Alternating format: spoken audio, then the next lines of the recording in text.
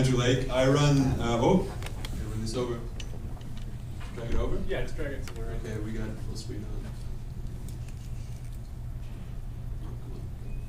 Was it trying to show a web browser?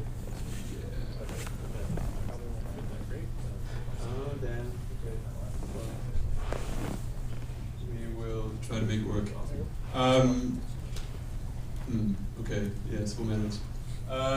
Yeah, so my name is Andrew Lake. I run the Hockey Pro. We make stat collection and video analysis software that I think I'm happy I'm presenting today because we've talked about a couple of these problems today. A, the issue of stat collection, and B, from Miles's talk, the issue of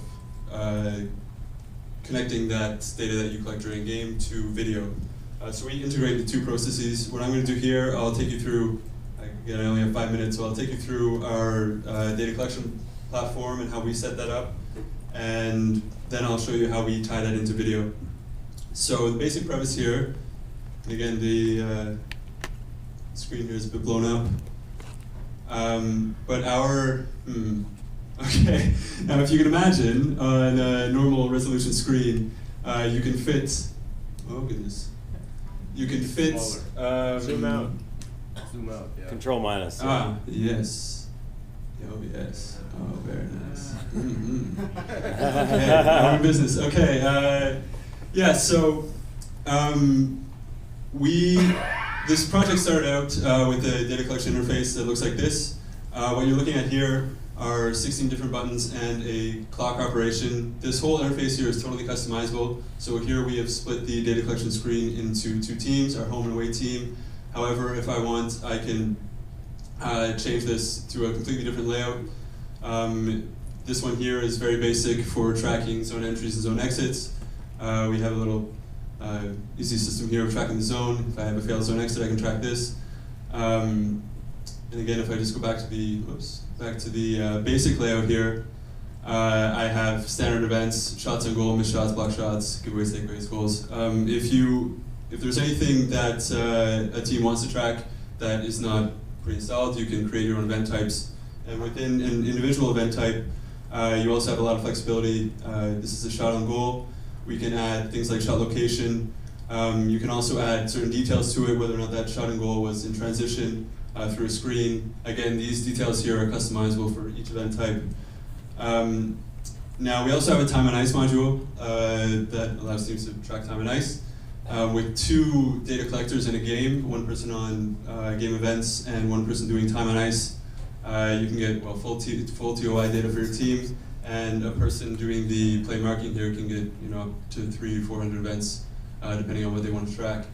Now, I don't think I'll have the time for it here, but we organize all the data that you do collect into stat tables, into stat visualizations, player pages, team pages, game reports. What you would imagine you would do with a full game data set. And we do the same thing with the time on ice shift charts. We can push out, based on your time on ice data, what lines you are running. If you have time on ice data for two teams, we can tell you about matchups, things like this. Again, anything that you would imagine that you would derive from that data set. But that's only half of what we do. This is where we started, but it was always my intention to work with coaches, and as I started talking to coaches about the uses of stats, I found that while there was some interest, the bigger problem that coaches were having is that they wanted to use video, and that video was taking them a long time post-game. Now, video programs like Stiva and like Exos do have a rather basic stat collection interface that is using the keyboard on a Windows PC or laptop. The interface that you saw there back in that last screen scales down quite nicely to a mobile phone. It works on any operating system, be it a Mac, PC, Android, tablet, iPhone, what have you.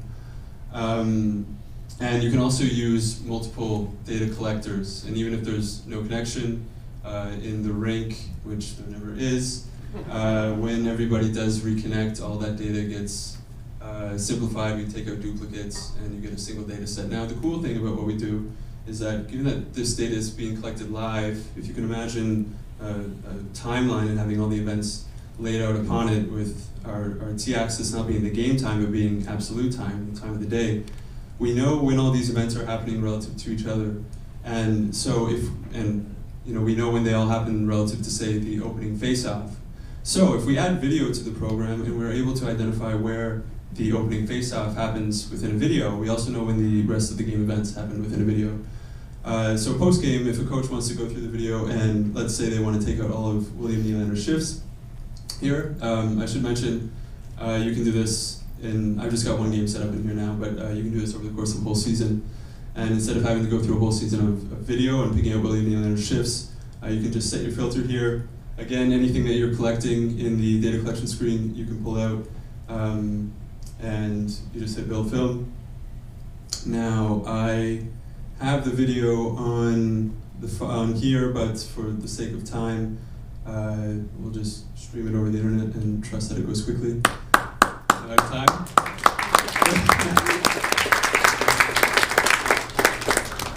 Thank you very much. But yeah. If anybody is curious about the video portion of the program, I'm happy to do a demonstration. Thank you. And up next is Other Ben.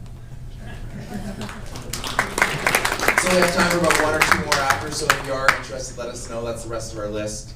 Like Layton talks, first one's up here.